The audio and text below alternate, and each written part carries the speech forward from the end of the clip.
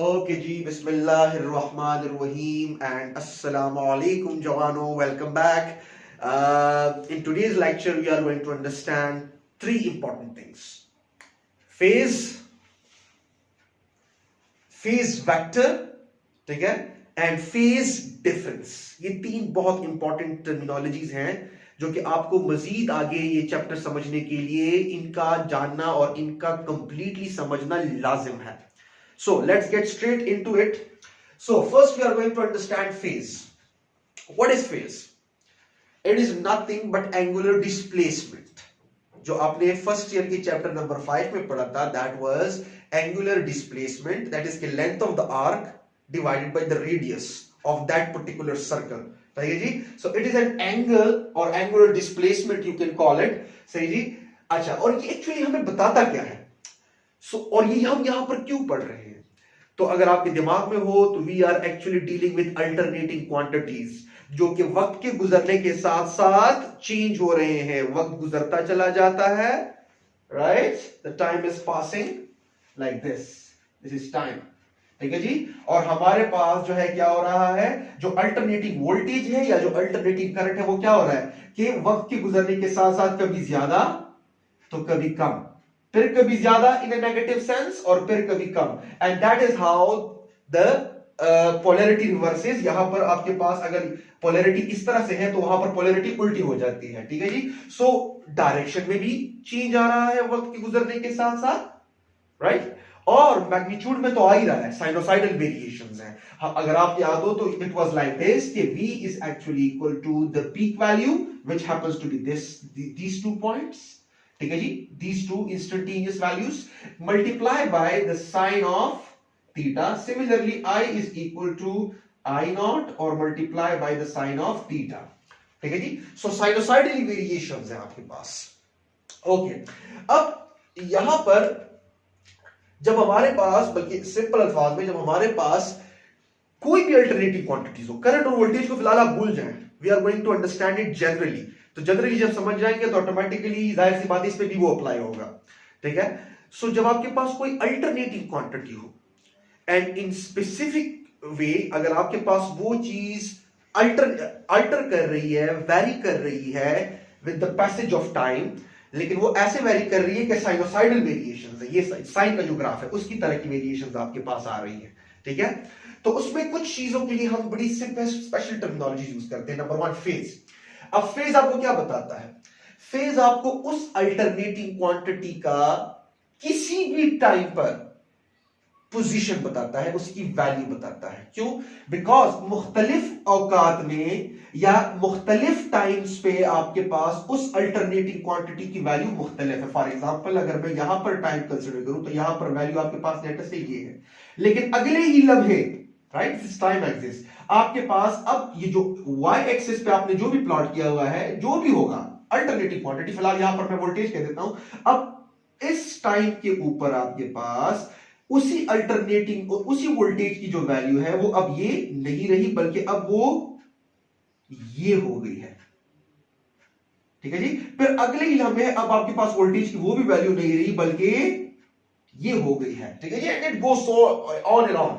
ठीक है. So what is phase? It is an angle that gives us the information about the value और position of any alternative quantity with respect to time, जो कि time की axis में क्या हो रही है, चेंज हो रही है with the passage of time. For example अगर आप लोगों को लास्ट के लेक्चर्स याद हैं तो हमने क्या कहा था जी कि आपके पास एक पल्स में, ये जो एक पल्स आ रहा है ना, दिस वन पल्स, ठीक है जी, ये आपके पास तब आता है जब वो आर्मेचर जो है, राइट, आर्मेचर, वो जब मैग्नेटिक फील्ड के अंदर पूरा का पूरा एक रेवोल्यूशन कवर कर ले. If you remember that lecture, right? So आपके पास पूरा का पूरा जब वो रेवोल्यूशन कवर कर ले, that happens to be 360 degrees, right? तो अगर मैं 360 डिग्रीज यहां पर बांट दूं, अगर मैं यहां पर टाइम की जगह एंगल ले लूं, जो कि मैं ले सकता हूं because angle is actually omega T, और ओमेगा एक कांस्टेंट वैल्यू, मतलब that is the angular speed of the armature.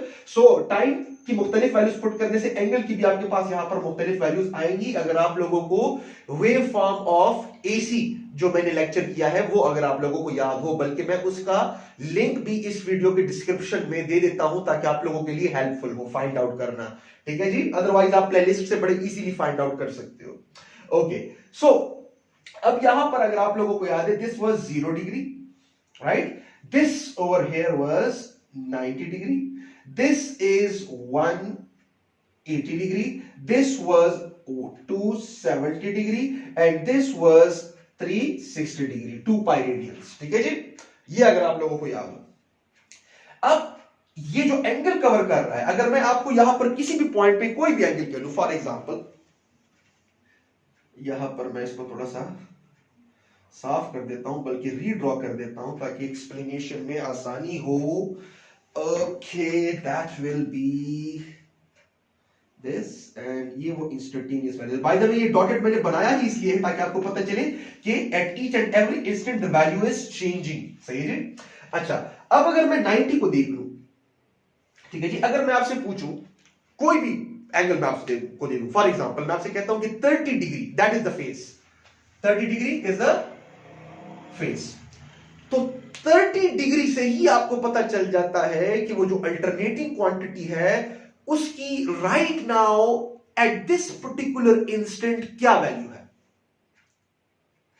Let me से दिस सेंटेंस अगेन, जो मैंने अभी कहा कि अगर मैं आपको कहूं कि 30 degree is the value of the face right now at this very instant, अगर आप टाइम को फ्रीज कर दो फिलहाल के लिए, सो 30 डिग्री पे वो जो अल्टरनेटिंग क्वांटिटी है उसकी अभी क्या वैल्यू है, ठीक है जी।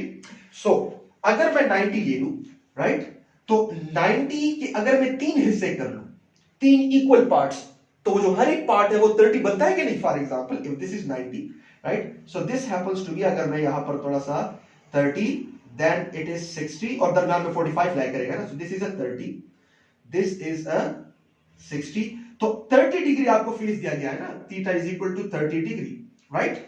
तो डेफिनेशन के मुताबिक इससे हमें क्या पता चलना चाहिए, इससे हमें किसी भी अल्टरनेटिव क्वांटिटी की किसी भी इंस्टेंट पर वैल्यू पता चल जानी चाहिए। देखिए, an angle that gives us information about the value और position of any alternative quantity with respect to time.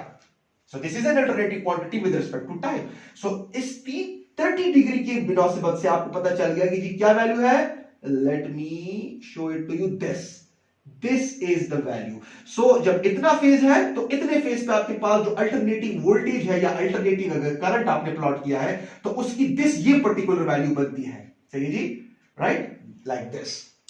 सो कोई भी एंगल अगर आपको दे दिया जाए तो उस पे आप इजीली फाइंड आउट कर सकते हैं। फॉर एग्जांपल अगर 100 डिग्री दे दिया जाएगा तो this is 90, so this is 100, so this will be the value, ठीक है जी। सो कोई भी एंगल अगर आपको दे दिया जाए वो आपको इंफॉर्मेशन प्रोवाइड करता है कि जो अल्टरनेटिंग क्वांटिटी है वो फिलहाल किस पोजीशन पर है, किस पॉइंट पर है, ठीक है जी, राइट। मैं एक और भी वीडियो कार्ड लेके यहां पर डिस्क्रिप्शन में दे देता हूं जो कि मैंने किया था स्पेसिफिकली जो फेज डिफरेंस और पार्ट डिफरेंसेस मैंने किया है फॉर द फर्स्ट ईयर। सो मैं यहां पर दे दूं तो it will also be very helpful अगर आपको ये समझ में उस तरह से नहीं आ रहा। और आल्सो मैं एनिमेशंस की भी डिस्क्रिप्शन मैं दे दूंगा इसी वीडियो के लेक्चर में ताकि आपको बड़ा क्लियर हो फेज डिफरेंस के लिए जो कि हम आ रहे हैं।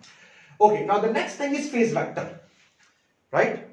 अच्छा, व्हाट इज फेज वेक्टर? अच्छा, अब यहां पर किसी भी, late me wipe this again ताकि आपको मैं एक्सप्लेन करवा सकूं, ठीक है। अब यहां पर हमारे पास जो, हाँ अब ये ठीक हो गया, जो एंगल कवर हो रहा है जो अल्टरनेटिंग क्वांटिटी है ना, तो अल्टरनेटिंग क्वांटिटी की किसी भी इंस्टेंटेनियस वैल्यूज को रिप्रेजेंट करने के लिए हम एक रोटेटिंग वेक्टर का सहारा लेते हैं और उस रोटेटिंग वेक्टर को हम कहते हैं फेज वेक्टर। सो क्या मैंने डिफाइन किया हुआ है, a vector rotating with a constant angular velocity या फिर एंगुलर फ्रीक्वेंसी भी आप कह सकते हो, सही जी, कवरिंग अ फेज थीटा। और जब वो रोटेट होता है तो रोटेशन के दौरान वो एक फेज कवर करता है, that is actually this phase, इसके बारे में बात हो रही है। यूज टू रिप्रेजेंट, और यूज क्या क्यों किया जाता है इस फेज वेक्टर को। सो सबसे पहले दिमाग में जब आए, जब आप फेजर या फेज वेक्टर का नाम सुनो तो आपके दिमाग में क्या आना चाहिए, it is a rotating vector, rotating with a constant angular speed like this, right? I am not doing this very well, but any how like this, ठीक है जी, राइट। एक कांस्टेंट एंगुलर स्पीड से रोटेट करेगा, और जिस भी point पर उसकी ये टिप होगी ना, वो पॉइंट जो है वो रिप्रेजेंट करेगा each and every individual instantaneous value of this sinusoidally varying alternating quantity, ठीक है जी, राइट। बहुत बड़े अल्फाज मैंने कह दिए। अच्छा, so used to represent the instantaneous values of a sinusoidally alternating quantity, जो कि हमारे पास है। We are dealing with alternating quantities जो कि वैरी कर रहे हैं साइनोसाइडली, ठीक है जी। देखिए अल्टरनेटिंग क्वांटिटीज का जो बेड़ा है वो सिर्फ इस फॉर्म में नहीं दे रखा। आपके पास कोई अल्टरनेटिव क्वांटिटी ऐसी भी हो सकती है लाइक दिस, राइट। ये भी अल्टरनेटिंग है ना, ज्यादा कम लाइक दिस, ये भी अल्टरनेटिंग है, if you can see this, right. आपके पास ये भी अल्टरनेटिंग है, राइट।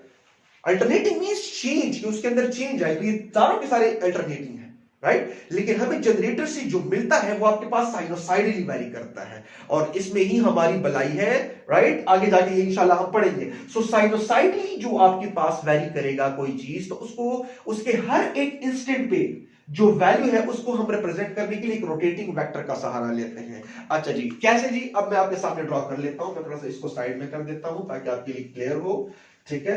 सो देखते जाए जरा, इसको भी मैं वाइप ऑफ कर देता हूं, right. So this will be G, this is 90 degree, यही काफी है। अच्छा, अब यहां पर मैं वो रोटेटिंग वेक्टर कर देता हूं ताकि मेरे लिए आसानी हो जाए। So here over it is a rotating vector, थोड़ा सा क्लियरली उसको ड्रॉ कर लेते हैं, यहां से लेकर यहां तक। सो this is a rotating vector, right. और एक और बात जो कि मैंने पहले से ऑलरेडी ब्लैक में लिखी हुई है, इंपॉर्टेंट बात, बहुत इंपॉर्टेंट, वो क्या है कि the length of the phasor, right, जो वेक्टर है, is equal to the amplitude of an alternating quantity. AQ means alternating quantity, ठीक है जी। एम्पलीट्यूड किसे कहते हैं? the maximum value, the maximum distance from this mean, सही जी। so this is the maximum value ना, amplitude, this is a V naught या I naught। अगर मैं करंट को रिप्रेजेंट करना चाहूं तो I naught है, अगर वोल्टेज को रिप्रेजेंट करना चाहूं इस वर्टिकल एक्सिस पे तो V naught है, ठीक है जी। सो अब मैं क्या कर रहा हूं, मैं इसको रोटेट करने वाला हूं। फिलहाल इसकी पोजीशन ये है। सो फिलहाल जब ये रोटेट इसने नहीं किया तो अभी यहां पर कोई एंगल बना नहीं है। So this is the thing, 0 degree, ठीक हुआ जी, राइट। अच्छा जी, अब मैं इसको रोटेट करवाने लगा हूं। सो जब मैं इसको रोटेट करूंगा, लेट अस से कि मैं यहां पर it is 60 and it is 30, ठीक है जी। सो 30 ये वैल्यू बन रही है, राइट। 60 आपके पास ये वैल्यू बन रही है, ठीक है जी। सो अब जब मैं इसको रोटेट करूंगा, लेट अस से ये रोटेट कर गया है यहां से लेकर यहां तक, ठीक है जी। सो मैं इसको रोटेट कर देता हूं, हाँ, दिस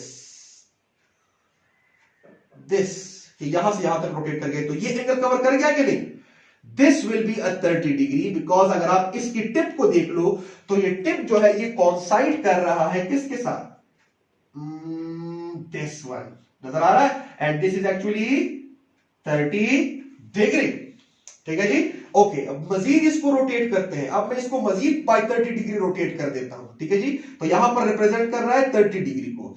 फिर अगेन जब मैं 30 डिग्री से इसको रोटेट करता हूं, so I am getting this, right, over here, ठीक है जी, यहां पर। तो यहां पर से मजीद रोटेट होके यहां तक आ गया है, ठीक है जी। Now this tip is actually representing 60 degree. कैसे? आप जरा इसको इस तरह लेकर जाओ, right? Now this is a 60 degree. If you can see this, right? मैंने 90 के 3 हिस्से कर दिए ना, इक्वल, right? तो 30, 30 and 30 तो 90, ठीक हुआ जी, right? अच्छा जी, अब मजीद आप इसको रोटेट करो, तो आप मजीद अब इसको रोटेट करोगे यहां से यहां तक, फिर यहां तक, फिर अब यहां तक आ गया है। तो इसका मतलब है कि now it is going to be over here, ठीक हुआ जी। Okay, now this is representing 90. You can see this angle is actually 90. Now here it is 90 degree. So यहां पर हर एक इंस्टेंट पे जब वो गुजरता जा रहा है, let me zoom in on this one, शायद आपको क्लियर हो जाए। देखते जाओ, देख रहा हूं कि अगर मैं इसको मजीद जूम इन करवा सकता हूं सो ज्यादा अच्छा होगा। हाँ, एक मिनट, थोड़ा सा इसको अच्छी तरीके से जूम करते हैं। हाँ, right, now this is better, ठीक है जी। पहले मैंने क्यों नहीं किया भाई? Okay, so this is a 60 degree, ठीक है जी, राइट। तो मजीद रोटेट होकर आपके पास आ गया है यहां पर। Now this is a 90 degree. So rotating vector जिस जिस पॉइंट से गुजरता जा रहा है वो हर एक पॉइंट जो है वो उस अल्टरनेटिंग क्वांटिटी के इंस्टेंटेनियस वैल्यूज को रिप्रेजेंट कर रहा है, ठीक है जी। अब मजीद बाय 30 जब घूमेगा तो आपके पास क्या आ जाएगा जी, यहां पर 120 ओवर हियर लाइक दिस, कि आपके पास मजीद बाय 120 घूम गया तो इधर आ गया आपके पास, दिस इज द पॉइंट, ठीक है जी, राइट, ठीक है जी। तो अब ये पॉइंट जो है वो क्या कर रहा है, दिस इज 120 डिग्री, तो ये आपके पास 120 डिग्री हुआ और ये मजीद जो है कोइंसाइड कर रहा है किस साइड पे, उस साइड पे, ठीक है जी। मजीद आप 30 डिग्री क्या करो, तो मैं डायरेक्ट स्किप कर जाता हूं, मैं डायरेक्ट इसको रोटेट कर जाता हूं टू, बाकी आपको समझ आ गई यहां तक, तो मैं डायरेक्ट इसको रोटेट कर देता हूं टू द 180 डिग्री, ठीक है जी, यहां तक। If you can see this from this point to this point, now here it is representing 180 degree, इसका मतलब है कि कौन सा पॉइंट, ये वाला पॉइंट, ठीक हुआ जी। so that is how it's done, कि आपके पास हर एक जो जहां पर से ये टिप इस वेक्टर की गुजरती जा रही है तो वो हर एक टिप जो है वो रिप्रेजेंट कर रहा है instantaneous values of the alternating quantities को, ठीक है जी। सो यहां पर मैं मजीद इसको रोटेट कर दूं तो इधर तक जब ले जाऊं, सही जी, डिटेल में हो जाएगा, तो आपके पास अब ये नेगेटिव वैल्यूज में चला गया है तो it will be somewhere over here. फिर मजीद बाय 90 डिग्री हो गया तो it will be now how much, 270 degree, तो अगेन ऑटोमेटिकली वो डायरेक्टली उस 270 को क्या कर रहा है, कोइंसाइड कर रहा है। फिर अगेन मैं इसको लेकर चला जाता हूं तो अब ये यहां पर इस वैल्यू को रिप्रेजेंट कर रहा है, एंड मजीद जो है मैं ले चला चाहता हूं लेटर से यहां पर, तो वो इसको रिप्रेजेंट कर रहा है, and again this is now one full revolution, यहां से लेकर all the way instantaneous values पे गुजर के वापस उधर आ गया है। So this happens to be this 360 degree, यहां पर आपके पास 360 डिग्री हो गया है, ठीक हुआ जी। सो दिस इज द, थोड़ा सा मैसी हो गया है लेकिन I believe it's clear idea, you got the idea कि आपके पास क्या हो रहा है। और अगर आप यहां पर देख लो, देखिए the length, this the total length of the phasor or phase vector is actually representing the amplitude of that particular alternating quantity, ठीक हुआ जी। सो यहां पर ये मैंने बाकायदा लिखा हुआ है, और ये जब रोटेट हो रहा है तो किस चीज को कवर कर रहा है, फेज को कवर कर रहा है, phase, this is the phase vector, ठीक है जी। और ये बड़ा हेल्पफुल है, and by the way engineering वालों के लिए मैं एक यहां पर हिंट छोड़कर जाना चाह रहा हूं कि याद रखिएगा कि इस फेजर की जो वैल्यूज है ना, ठीक है जी, जब ये रोटेट करता है, ये तो मैं बड़े सादा अल्फाज में एफएसी के लेवल पे बता रहा हूं, तो ये जो फेजर की जो वैल्यूज है ये सिर्फ रियल नहीं होती बल्कि इसका एक इमेजिनरी पार्ट भी होता है। ये मैं इसलिए कर रहा हूं बिकॉज इंजीनियरिंग वाले स्टूडेंट्स जो है इनको मजीद डीप जाना चाहिए इसके अंदर, ठीक है जी। May be I will make an another video for it, लेकिन after finishing this whole chapter, right, that will be the extra stuff. So याद रखिएगा, मैं इसकी एनिमेशंस की लिंक दे देता हूं जो कि इमेजिनरी पार्ट को भी जाहिर करते हैं, बिकॉज आगे जाके आपने इंजीनियरिंग फील्ड में ही जाना है ना, और आगे जाके ये आपके काम आ सकता है, इवन फिजिक्स में जहां पर भी आप जाओ। सो इसका इमेजिनरी पार्ट भी है और आप लोगों ने स्टडी किया है, ठीक है जी, डिटेल से। सो that is how, okay, so this is all about the phasor या फेज वेक्टर, ओके। तो फेज और फेज वेक्टर का आपको समझ आ गया कि फेज वेक्टर जब रोटेट होता है तो वो क्या कवर करता है, phase. Now let's get straight into the other topic, that is phase difference, ठीक है जी। एक अल्टरनेटिंग क्वांटिटी को रिप्रेजेंट करने के लिए हम एक रोटेटिंग वेक्टर का सहारा लेते हैं, बल्कि let me rephrase what I just said, कि एक अल्टरनेटिंग क्वांटिटी के इंस्टेंटेनियस वैल्यूज को रिप्रेजेंट करने के लिए हम एक रोटेटिंग वेक्टर यूज करते हैं, ठीक है जी। अब अगर हमारे पास एक अल्टरनेटिंग क्वांटिटी नहीं हो बल्कि दो अल्टरनेटिव क्वांटिटीज हो, ठीक है जी। Okay, let me zoom it out ताकि आपको पता नहीं मैं नजर भी आ रहा हूं कि नहीं, ठीक है जी। थोड़ा सा जूम आउट कर लेते हैं इसको जी, ओके, हाँ, यहां तक ठीक है। अब अगर हमारे पास एक अल्टरनेटिव क्वांटिटी ना हो बल्कि दो अल्टरनेटिव क्वांटिटीज हो, ठीक है जी। तो जब दो अल्टरनेटिव क्वांटिटीज हो तो अल्फाज पे गौर करें, वो एक ही साथ शुरू भी हो सकते हैं, उनका स्टार्टिंग पॉइंट एक भी हो सकता है, और उनका स्टार्टिंग पॉइंट एक नहीं भी हो सकता है। ठीक है जी। So the term is phase difference. तो देखिए जब डिफरेंस का लफ्ज आ जाए मतलब फर्क, तो आप एक क्वांटिटी का उसी है से ही तो फर्क मालूम नहीं कर सकते ना। फर्क के लिए तो आपको दो चीजों का मवाजना करना पड़ता है।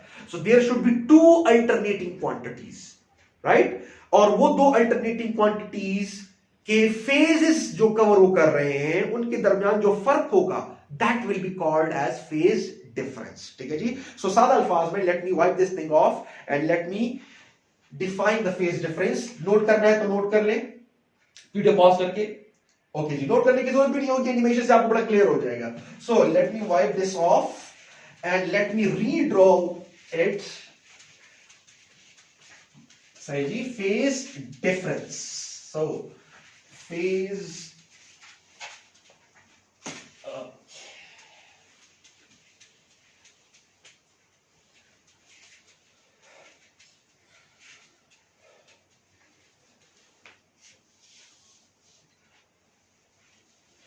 okay now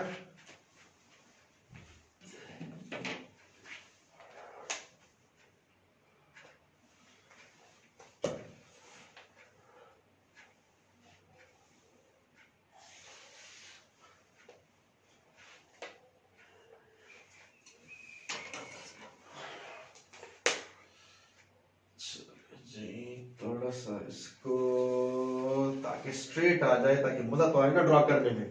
ठीक है जी। ओके, अब मेरे पास लेट अस से एक अल्टरनेटिंग क्वांटिटी ये है,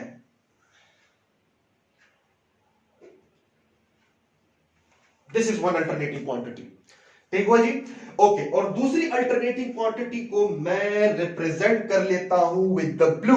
ठीक है जी, ताकि आपको थोड़ी सी डिस्टिंक्शन हो। लेट अस से आई हैव अनदर क्वांटिटी जो कि एक्चुअली इधर से स्टार्ट नहीं बल्कि वो ऐसे वैरी कर रही है। देखते जाए जरा, it is varying like this.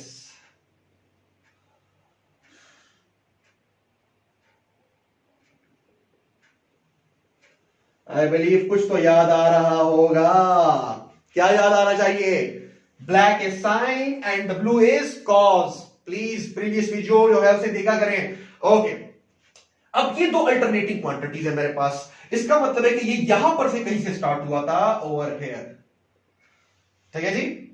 सो अब ये जो आपके पास अल्टरनेटिंग क्वांटिटीज है दोनों, बिकॉज दोनों साइनसाइडली वैरी कर रहे हैं ना, एक का स्टार्टिंग पॉइंट ये, दूसरे का स्टार्टिंग पॉइंट ये, तो जाहिर सी बात है ब्लैक को रिप्रेजेंट करने के लिए मैं एक फेजर का सहारा लूंगा और ब्लू को रिप्रेजेंट करने के लिए मैं दूसरे फेजर का सहारा लूंगा। और अगर आपको याद है, जब उनके पाथ में डिफरेंस है, जब उसकी स्टार्टिंग पॉइंट्स में डिफरेंस है, तो ऑटोमेटिकली आपके पास उनकी फेजेस कवर करने में भी फर्क होगा। That फर्क is phase difference। ठीक है जी। So what is phase difference? Simple. I'm going to make this short and quick.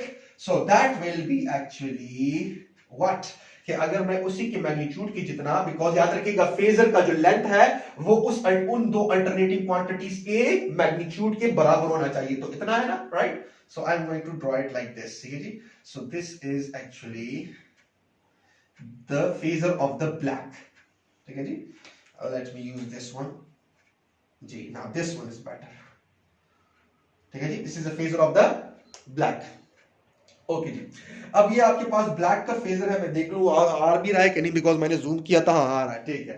ऐसा ना हो कि पूरी वीडियो ही मैं कर लूं और आखिर में पता चले कि ये तो आ ही नहीं रहा, ये तो जो है आउट हो गया था। Okay, so this is the black phasor. ठीक है जी। सो अब जब ये रोटेट करेगा जहां से वो स्टार्ट हो रहा है, देखिए ये पॉइंट है, अगर जो अभी मैंने थोड़ा सा पूरा पटीक किया था, तो अभी फिलहाल ये इस पॉइंट पर है 0 डिग्री, इसका 0 कवर हुआ है, राइट। और ब्लैक का यहां आपके पास यहां पर क्या है 90, फिर यहां पर 180, फिर यहां पर 270 और फिर यहां पर 360, राइट।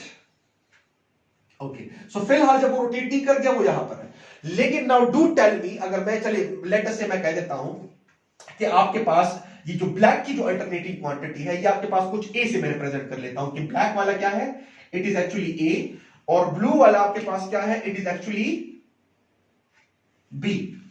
ठीक है जी। सो ए को मैं कैसे लिख सकता हूं, जिस तरह से आपने वोल्टेज के लिए इक्वेशन लिखा था, ए आई कैन राइट कि A is actually equal to A naught sine of theta. ठीक है जी। A I can write, okay, यहां पर अब नहीं आ रहा तो इसको जूम आउट कर लेते हैं थोड़ा सा। जी, नाउ इट्स गुड, सही जी। सो इस ब्लैक को मैंने रिप्रेजेंट किया है विद द ए, राइट, और ब्लू को मैंने रिप्रेजेंट किया है with the B. So A is actually A not times the sine theta and B will be actually equal to the same, the alternating quantities या the instantaneous values of the b will be equal to the maximum value of the b multiplied by the sine। लेकिन अब याद रखिएगा यहां पर twist है कि this angle is not equal to this angle because starting point दोनों का सेम नहीं है। क्यों? वो इसलिए कि जहां से आपके पास ब्लैक जो है a, मतलब a जहां पर 0 है, तो उसी पॉइंट पे जब मैं देख लेता हूं तो आपके पास जो ब्लू है मतलब बी, वो आपके पास अपनी मैक्सिमम वैल्यू पर चला गया हुआ है, राइट। सो आपके पास जब आपके पास ये ब्लैक का जो एंगल है, जब आपके पास वो 0 है, तो अगर आप ब्लू का एंगल देख लो वो 90 पर चला गया, बिकॉज वो 90 कवर कर गया है। तो अगर इसका फेजर इधर है, राइट, तो ब्लू का फेजर किधर ड्रॉ करना होगा? ब्लू का फेजर स्टार्ट हुआ है यहां से, this is the phasor of the blue, right? So अब आपके पास जब ब्लैक 90 पर चला गया है, जब ब्लैक ने 90 फेज कवर किया है, तो ब्लू ने कितना फेज कवर किया है? ब्लू ने एक्चुअली 180 डिग्री कवर किया है। देखिए ब्लू के लिए तो ये 180 है ना, for blue it is 180 and for blue this is 90। For blue the zero starts from over here, सही है, ब्लू के लिए जीरो इधर से स्टार्ट होता है। तो जब ब्लैक, मतलब जिसको मैंने ए से रिप्रेजेंट किया है, जब वो 0 से स्टार्ट होता है यहां से, तो यहां पर ऑलरेडी ब्लू जो है, जिसको मैंने बी से कहा हुआ है रिप्रेजेंट किया हुआ, वो ऑलरेडी 90 कवर कर गया है। सो दोनों के फेजेस कवर करने में कितना फर्क हुआ? 0 माइनस 90 या 90 माइनस 0, बल्कि बिग से माइनस करूंगा तो 90 माइनस 0 इट इज 90, राइट। अच्छा यहां पर आ जाए, ब्लैक जब 90 कवर कर गया है तो ब्लू कितना कवर कर गया है? 180। तो 180 माइनस 90, अगेन कितना फेज डिफरेंस हुआ? 90, right. And that's the way you go on. So this is called the phase difference, कि जब आपके पास दो अल्टरनेटिंग क्वांटिटीज हो, ठीक है जी, तो उनके दरमियान फेज डिफरेंस हो भी सकता है और नहीं भी हो सकता। फॉर एग्जांपल अगर यही ब्लू, सही जी, ऐसे स्टार्ट होता, for example if this is black, right, और ब्लू आपके पास इसी तरह स्टार्ट होता लाइक दिस, ठीक है जी। सो अब अगर आप देख लो, सो दोनों सेम फेस कवर कर रहे हैं, both of them are moving like this, ठीक है। सो कोई भी फेस डिफरेंस नहीं रहा, आपके पास फेस डिफरेंस यहां पर 0 है। सो अगर मैं एक का वेक्टर, रोटेटिंग वेक्टर इधर ड्रॉ करता हूं, तो दूसरा का भी रोटेटिंग वेक्टर इधर ही है, and both of them are moving like this, right. Let me show it to you like this, in phase. इसे हम क्या कहते हैं? कि both of the alternating quantities are in phase, या both of the phasors are in phase. In phase means 0 phase difference. यहां पर बोथ A and B are what? In phase.